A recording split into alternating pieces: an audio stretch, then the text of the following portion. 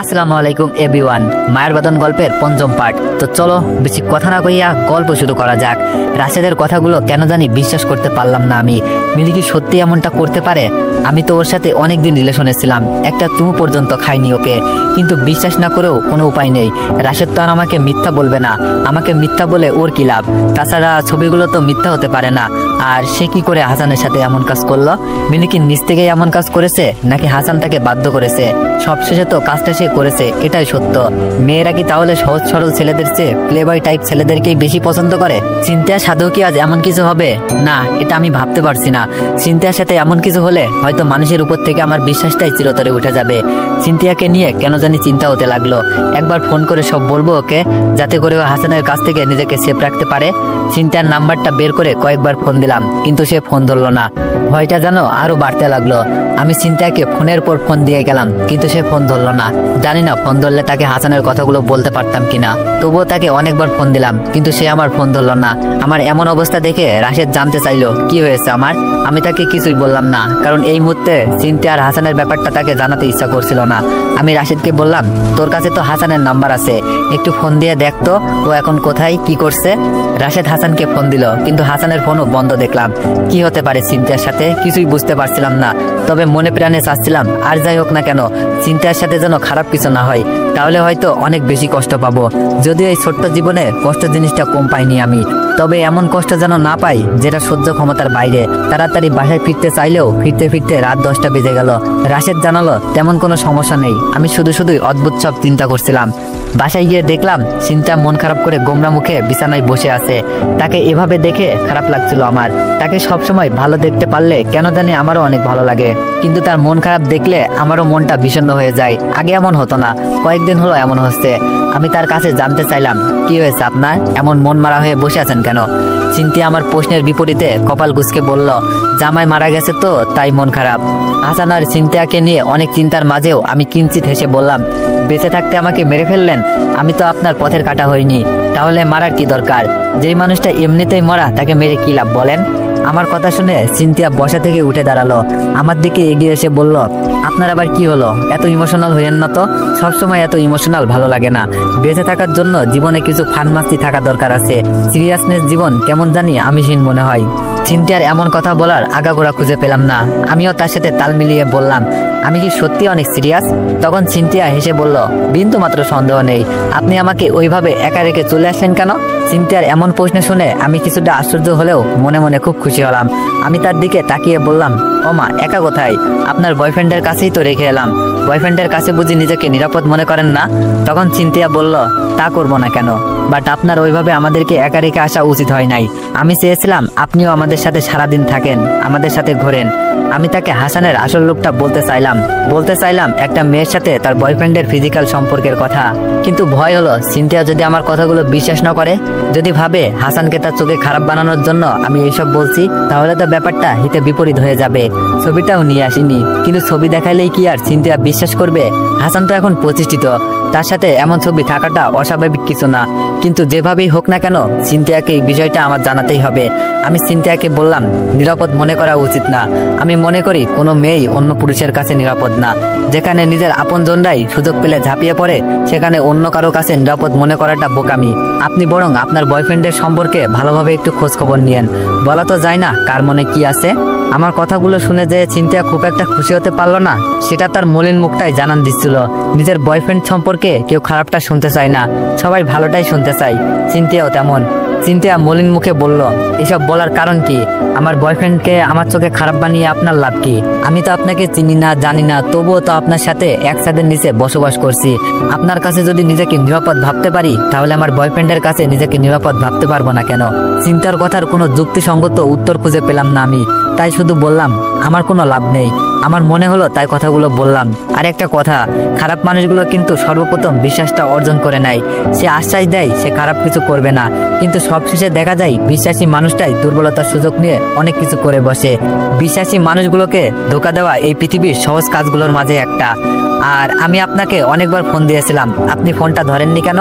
তখন চিন্তিয়া বলল, আপনার কথা ঠিক আছে, তবে আপনিও তো এখন আমার সর্বনাশ করতে পারেন, তাই বলে কি আপনার সাথে থাকা বাদ দিয়ে দিব?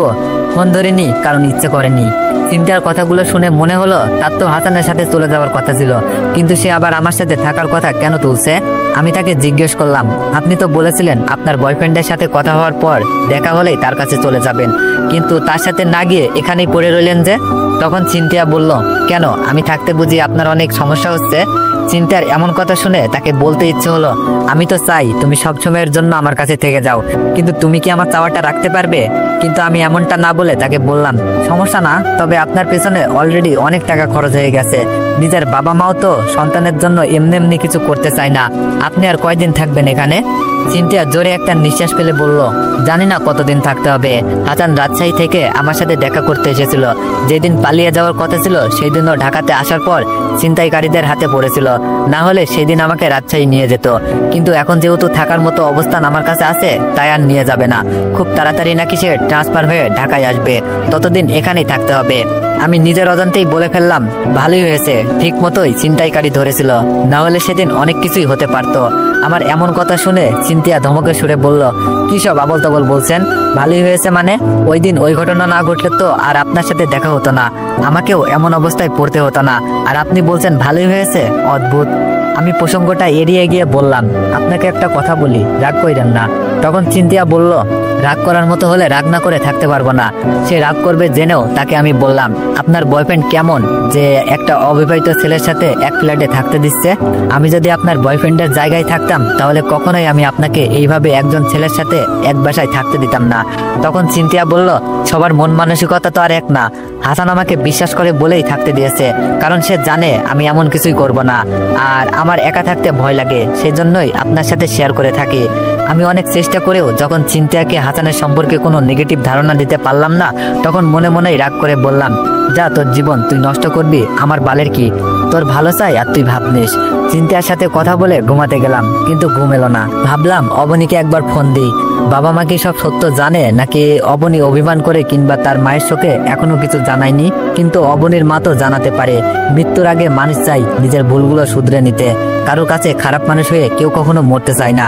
মৃত্যুর আগে সবাই চাই নিজের জানা পাপ কাজগুলো থেকে নিজেকে মুক্ত করতে।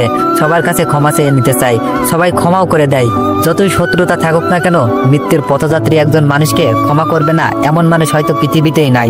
তাহলে আমারও কি অবনীর মায়ের সাথে একবার দেখা করা উচিত, তাকে ক্ষমা চাওয়ার সুযোগ দেওয়া উচিত। কিন্তু আমার যে মন চাই না আমি ওই মহিলার কাছে যাই। মনের বিরুদ্ধে কি কোনো কাজ করা যায়? যায় না। গেলেও আমি আমার মনকে দুঃখ দিয়ে তার বিরুদ্ধে যেতে চাই না। তাই অবনীকে ফোন দিলাম না। 2 দিন পর হঠাৎ করেই বাবার নাম্বার থেকে ফোন পেয়ে অনেকটা চমকে গেলাম। এতদিন পর কি মনে করে বাবা আমাকে ফোন দিল, এটা ভাবতেই প্রথমবার ফোনটা ধরতে পারলাম না।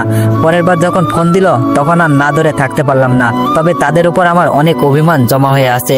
জানি না এই অভিমানগুলো তারা ভাঙাতে পারবে, নাকি আমি নিজেই পাওয়ার সমান অভিমানগুলোর কাছে হার মানবো। ফোন ধরার পরেই বাবা যে কথাটা বললেন সেটা হলো, তুমি বাসায় চলে আসো, তোমার বোনের বিয়ে হয়ে গেছে।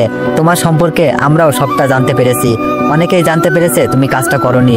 যে তোমাকে এভাবে লাঞ্ছিত করেছিল, আল্লাহ তাকে তার পাপের শাস্তি দিয়েছে। তুমি বাসায় চলে আসো, তোমার মা তোমার জন্য অপেক্ষা করছে। বাবার কথাগুলো কেন জানি আমার ভিতরটাতে জায়গা করে নিতে পারলো না। সেজন্যই হয়তো আমার পাহাড় সমান অভিমানগুলো বলে উঠলো। আপনি তো বলেছিলেন যদি 1 বছরের মধ্যে বেঁচে থাকার মতো কোনো কিছু করতে না পারি তাহলে যেন আপনার কাছে চলে আসি। কিন্তু আফসোসের বিষয়, আপনার কথাটা মিথ্যা প্রমাণ করে আমি নিজেই বেঁচে থাকার মতো একটা অবস্থান তৈরি করেছি। এখন আমি আপনাকে ছাড়াই বেঁচে থাকতে পারবো। এখন কি আপনার কাছে যাওয়ার কোনো দরকার আছে? আমার তো মনে হয় না। আমার কথাগুলো শুনে বাবা প্রচন্ড রাগ করলেন, ধমক দিয়ে বললেন, বেয়াদব ছেলে। কথাটা বলেই তিনি ফোনটা রেখে দিলেন। বাবা ফোন রেখে দেওয়ার পর আমারও কেন জানি খারাপ লাগলো। এভাবে না বললেও পারতাম। নিজের উপর নিজেরই রাগ হতে লাগলো। রাগটা কারোর উপর ঝাড়তে হবে। বাবার সাথে এত খারাপ ব্যবহার করেছি, এটা মনে রাখতে চাই না আমি। এর জন্য কারোর সাথে আমার ঝগড়া করতে হবে, খারাপ ব্যবহার করতে হবে, বকা দিতে হবে। কিন্তু কাকে দিব? মিলিকে দেওয়া যায়। এই মেয়েটা আমাকে অনেক মিথ্যা বলেছে। আজকে সবকিছু শোধ তুলবো আমি।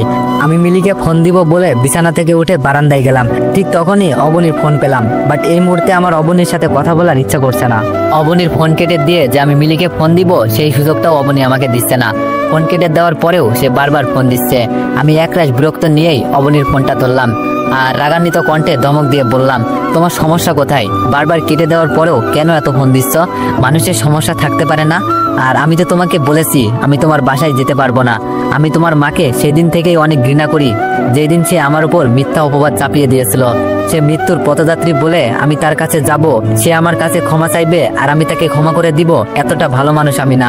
আমি এখনো ওই দিনটার কথা ভুলিনি, যেদিন তুমি আর তোমার মা আমাকে অপমান করে বাসা থেকে বের করে দিয়েছিলে। তুমি আমাকে অন্তত এই রিকোয়েস্টটা করো না, করলেও আমি রাখবো না। সত্যি বলছি, আমি তোমার মাকে মন থেকে ঘৃণা করি। সে বেঁচে থাকতেও ঘৃণা করব, মরে গেলেও করব। তার প্রতি আমার ঘৃণাটা বিন্দু মাত্র কমবে না, কখনো না, কোনোদিনও না। আমার কথাগুলো শুনে যে অবনীর ভিতরটাতে আঘাত করলো, ক্ষত বিক্ষত করলো, সেটা আমি বুঝতে পারলাম।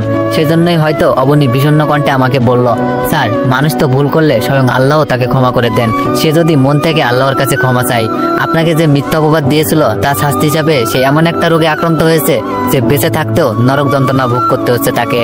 তার কাছে কেউ যেতে চায় না, তাকে সবাই দূর থেকেই দেখে চলে যায়। আল্লাহ তাকে এই পাপে শাস্তি দিয়েছে। সে মরার আগে একটা বার আপনার সাথে দেখা করতে চাই, কথা বলতে চাই, আপনার 2 হাত ধরে ক্ষমা চাইতে চাই। আপনি কি তাকে সেই সুযোগটা দিবেন না? আপনি তো এতটা নিষ্ঠুর কখনোই ছিলেন না। আমার মায়ের বেলায় কেন তাহলে এত নিষ্ঠুর হচ্ছেন? একবার ভিতরটাতে প্রশ্ন করুন, আপনি কি কাজটা ঠিক করছেন? অবনীর কথা শুনে আমার প্রচন্ড রাগ হলো। রাগে গড়গড় করতে করতে আমি বললাম, তুমি হয়তো এটাও জানো না, পৃথিবীর সব ভুলের ক্ষমা হয় না। তোমার মায়ের খালাতো ভাইয়ের মান মর্যাদা অনেক উপরে, তার পরিবারের সমাজে অনেক কদর আছে, এলাকার সবাই তাদেরকে সম্মান করে, কেউ তাদের সম্পর্কে কখনো খারাপ বলতে পারেনি। তাই তোমার মা চায়নি তার কারণে পুরো পরিবারটা সবার কাছে হাসির পাত্র হোক। তোমার মা নিজের মান সম্মানটা নিয়ে কখনোই ভাবেনি, কারণ তোমাদের তেমন কেউ ছিল না যারা তোমার মায়ের এমন কাজে অপমান বোধ করবে। তোমার মা তার আপনজনদের সম্মানটা নিয়ে ভাবলো, তাদের পরিবার নিয়ে ভাবলো, কিন্তু সে একটাবার ভাবেনি আমারও মান সম্মান আছে, আমারও পরিবার আছে, তারাও অপমানিত হতে পারে। তার আপনজনদের অপমান যাতে না হয় সেই জন্য তোমার মা এমনটা করেছে।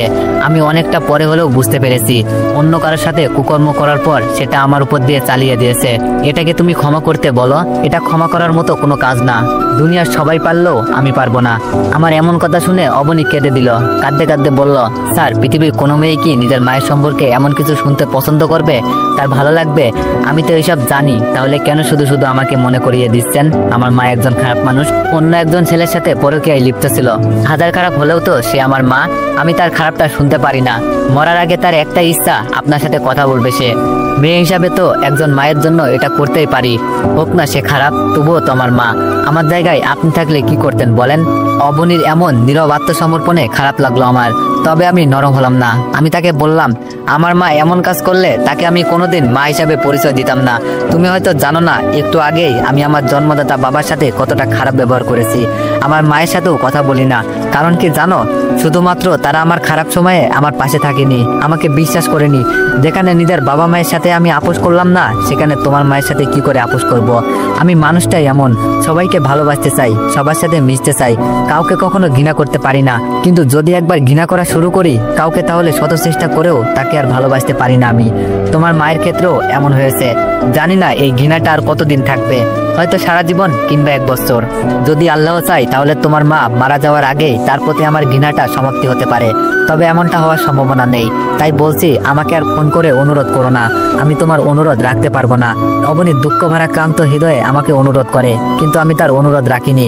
অপমান, অবহেলা একজন মানুষকে কতটা নিষ্ঠুর করে তুলতে পারে সেটা বোধহয় আমার থেকে ভালো আর কেউ জানে না। সময়ের ব্যবধানে আমিও যে অনেকটা পরিবর্তন হয়ে গেছি সেটা আজ খুব করেই বুঝতে পারলাম। আগে এমন ছিলাম না আমি, সত্যি বলছি, এতটা পাষাণ কখনোই ছিলাম না আমি। কিন্তু আমার খুব কাছের মানুষগুলোই আমাকে এমন বানিয়েছে। সবার দুঃখে আমার ভিতরটা কেঁদে উঠতো, কিন্তু এখন আর কাঁদে না। এখন মনে হয় এইগুলো সব অভিনয়। নিজের প্রয়োজনে সবাই সবার কাজে নত হয়, প্রয়োজন ছাড়া কেউ কারো কাছে নত হয় না। অবনীর মা যদি কঠিন অসুখে আক্রান্ত না হতো তাহলে হয়তো সে আমার কাছে কখনোই ক্ষমা চাইতো না। আমার মা বাবা যদি সত্যিটা না জানতে পারতো তাহলে তারাও হয়তো আমাকে ফোন দিত না। তাই এইসব মানুষের প্রতি আমার ভিতরটাতে আর কোনো মানবতা কাজ করে না। অবনীর প্রতিবারের মতো এবারও হতাশে ফোনটা রেখে দেয়। আমি মিলিকে ফোন দিলাম, কিন্তু তার ফোন ওয়েটিং। অনেকবার ফোন দেওয়ার পর মিলি ফোন ধরলো। ফোন ধরেই তিরস্কারে সুরে বলল, আজ কি সূর্য পশ্চিম দিকে উঠেছে নাকি? তুমি আমাকে নিচ থেকে ফোন দিলে। আমি আমার এক দুঃসম্পর্কের আত্মীয়র সাথে কথা বলছিলাম, তাই তোমার ফোনটা ধরতে পারিনি। আমিও তিরস্কারের কণ্ঠেই মিলিকে বললাম, আমি তোমার বয়ফ্রেন্ড না, কাজেই আমার কাছে তোমাকে এইসব না বললেও চলবে। তোমার যার সাথে ইচ্ছা তার সাথে কথা বলতে পারো। এটার জন্য আমাকে বলা মানে আমাকে অপমান করা। কারণ তুমি আমার থেকে অনেক কিছুই লুকাতে পারো। জীবনের সবচেয়ে বড় অপরাধটা তুমি আমার কাছ থেকে হাইড করেছো। আমার কথা শুনে মিলি অনেকটা বিস্ময় প্রকাশ করে বলল, কি বলতে চাচ্ছ তুমি, সরাসরি বলো। আমি তোমার কাছ থেকে কিছুই লুকাইনি। আমি এখন আমার এক খালার সাথে কথা বলছিলাম, এটাই সত্য। আমি তখন মিলিকে বললাম, আমি এটার কথা বলিনি। আচ্ছা সত্য করে একটা কথা বলবে তুমি আমাকে? মিলি আমার প্রশ্নের জবাবে বলল, কি কথা বলো। তখন আমি কোনো সংকোচ না করে সরাসরি তাকে বললাম, তুমি কি কখনো সেক্স করেছো? প্রেমিক হিসাবে কি অশুদ্ধ ছেলে পছন্দ না? যারা তোমাকে মন থেকে ভালোবাসে তাদেরকে তুমি খুব ভালোবেসে কোনোদিন জড়িয়ে ধরেছো? ধরো নাই। অথচ যারা তোমাকে মন থেকে ভালোবাসেনি, ভালোবেসেছে শুধু তোমার দেহকে, তাদেরকে তুমি নিজের সমস্ত কিছু সঁপে দিয়েছো, তাদের সাথে বিছানায় রাত কাটিয়েছো। অথচ যেই মানুষটা তোমাকে মন থেকে ভালোবাসলো, তার ঠোঁটে কোনোদিন ভালোবেসে একটিবারের জন্য অমৃতে স্বাদ দিতে দাওনি। অথচ অন্য কাউকে ঠিকই অমৃতের সাগরে নামিয়ে দিয়েছো। এগুলো কি সত্যি না? এগুলো কি তুমি করো নাই? হাসান নামের কোনো ছেলের সাথে কি তুমি বিছানা শেয়ার করো নাই? একসময় তোমার গর্ভে হাসানের অবৈধ সন্তানও বেড়ে উঠেছিল, তখন তুমি কি করলে? সেই নিষ্পাপ বাচ্চাটাকে মেরে ফেললে। এইসব কি তুমি করো নাই? আমার কথা শুনে মিলি একবারে নীরব হয়ে গেল। কোনো কথাই সে বলছে না। সে হয়তো কখনো ভাবেনি তার এই গোপনীয় জঘন্য কাজগুলো আমি একদিন জেনে যাব। প্রায় 2 মিনিট হয়ে যাওয়ার পরেও যখন সে কোনো কথা বলে না, তখন আমি বললাম, কি হলো, খুব অবাক হলে তাই না? আমিও অবাক হয়েছিলাম যখন তোমার সম্পর্কে এইসব কিছু শুনেছিলাম। আমি বিশ্বাস করছিলাম না, কিন্তু যখন তোমার খুব কাছে অন্য একজন ছেলেকে দেখলাম, তখন আর বিশ্বাস না করে থাকতে পারিনি। বিশ্বাস করো, তোমাকে হাসানের যতটা কাছে দেখেছি, ততটা কাছে আমিও মনে হয় কখনো যাইনি। এতটাই শ্রদ্ধা করতাম তোমাকে। তুমি মনে হয় এইসব শ্রদ্ধা থেকে নিজেকে সেক্সুয়াল সুখটাকেই বড় করে দেখেছিলে। কেন করলে আমার সাথে এমন মিথ্যা অভিনয়? শুধুমাত্র আমার ভালোবাসা পাওয়ার জন্য, তাই তো? কিন্তু তুমি কি জানো, এইসব জানার পরে তোমার জন্য আমার মনে ভালোবাসা তো দূরের কথা, তোমাকে ঘৃণা করতেও আমার নিজেকে অনেক ছোট মনে হয়। আমার লজ্জা হয় আমি তোমার মতো একটা মেয়েকে ভালোবেসেছিলাম। আমি কিছু না করেও তোমার কাছ থেকে চরিত্রহীনের অপবাদ পেয়েছিলাম, তবুও আমি চুপ করেছিলাম। কিন্তু তুমি এরকম একটা কাজ করার পর সেটা চাপিয়ে রেখে নিজেকে দুধে ধোয়া তুলসী পাতা মনে করতে। কিন্তু জানো কি, সত্য কখনো চাপা থাকে না, দেরিতে হলেও মানুষের সামনে আসে। হাসান খুব একটা ভালো ছেলে না। খোঁজখবর নিয়ে দেখো তোমার সাথে ফিজিক্যাল রিলেশন করার ভিডিওটা তার কাছে আছে নাকি। প্লে বয়রা এরকম করে, হয়তো এখন জানতে পারবে না, কিন্তু পরে ঠিকই জানতে পারবে। কিংবা কে জানে, তোমার সুন্দর ভিডিওটা একদিন ভাইরাল হয়ে যাবে। আমার কথা শুনে মিলি ওপর পাশ থেকে খুব কাঁদতে থাকে, কিন্তু ততক্ষণে আমি ফোনটা রেখে দিয়েছি, কারণ আমার যা বলার ছিল তা আমি মিলিকে বলে দিয়েছি। এখন নিজেকে কিছুটা হলেও হালকা মনে হচ্ছে। পেছনে তাকাতেই দেখি সিনথিয়া আমার দিকে তাকিয়ে আছে। এত রাতেও মেয়েটা জেগে আছে। আমার বিশ্বাস হলো না। তাহলে কি সিনথিয়া আমার সব কথা শুনে ফেলেছে? মিলিকে হাসান সম্পর্কে যা বললাম সব কি সিনথিয়া শুনে ফেলেছে? সেজন্যই এমন করে আমার দিকে তাকিয়ে আছে, নাকি অন্য কোনো কারণে? তো এভরিওয়ান, তোমরা কালকে অনেকেই রাগ করছো ভিডিও কেন আপলোড দিই নাই। তো তোমাদেরকে আবারও বলতেছি, আমি তো অনেক আগেই বলছিলাম যে শুক্রবারের দিনটা আমার ছুটি লাগবে, তার জন্য আমি শুক্রবারে ভিডিও আপলোড দিই নাই। তো আবারও বলে দিচ্ছি আপনাদের, শুক্রবারে কোনো ভিডিও আপলোড হবে না, আর প্রতিদিনই ভিডিও আপলোড হবে।